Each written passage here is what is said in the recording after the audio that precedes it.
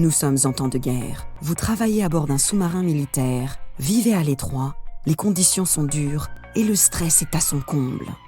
Vous encadrez une équipe où cohabitent comme souvent des personnalités, des valeurs et des méthodes de travail différentes.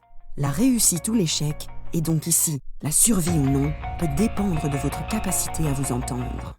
Alors comment faites-vous pour aider votre équipe à rester efficace dans cet environnement difficile ? La marine américaine a été confrontée à cette question dans les années 50 et a chargé le psychologue William Schutz d'y répondre. L'outil FIRO-B est né de ces recherches pour décrypter ce qui nous motive dans nos interactions avec les autres et ce qui les motive, eux. Pour quel résultat ? Suite à la démarche FIRO-B, l'efficacité des régiments de combat de la marine s'est améliorée de 50%. Comment ça marche ? Toute interaction avec les autres active nos 3 besoins. Les besoins d'inclusion, de contrôle et d'affection. Si certains s'expriment dans nos comportements, d'autres sont ressentis et restent invisibles. L'outil FIRO-B nous aide à comprendre nos besoins interpersonnels et ceux des personnes avec lesquelles nous travaillons.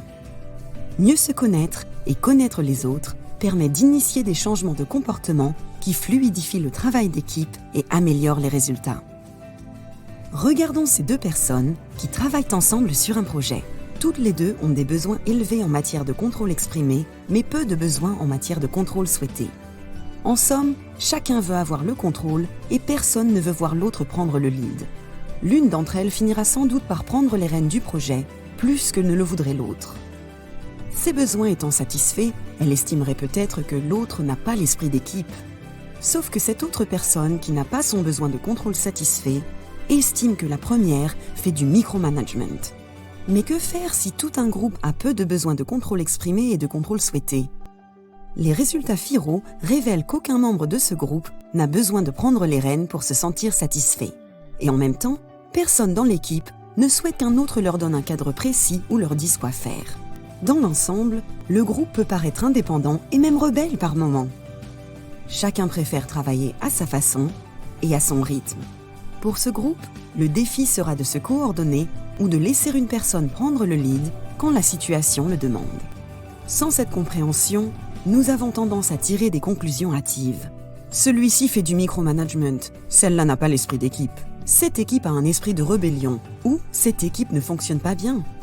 Donner à chacun les clés pour décrypter les comportements permet de travailler plus efficacement ensemble. Car comprendre les motivations aide à choisir le comportement le plus adapté. Selon un récent sondage, pour 90% des utilisateurs, l'outil FIRO-B a eu un effet positif sur le travail d'équipe dans leur entreprise. Et pour 94% d'entre eux, il s'est amélioré d'au moins 25%. Par ailleurs, 89% des entreprises utilisatrices recommandent l'utilisation de l'outil FIRO-B. Les applications du modèle FIRO-B sont nombreuses. Cohésion d'équipe, gestion des conflits, développement du leadership, performance collective et bien plus encore. Créez un déclic avec l'approche FIRO-B pour améliorer la performance individuelle, collective et le leadership.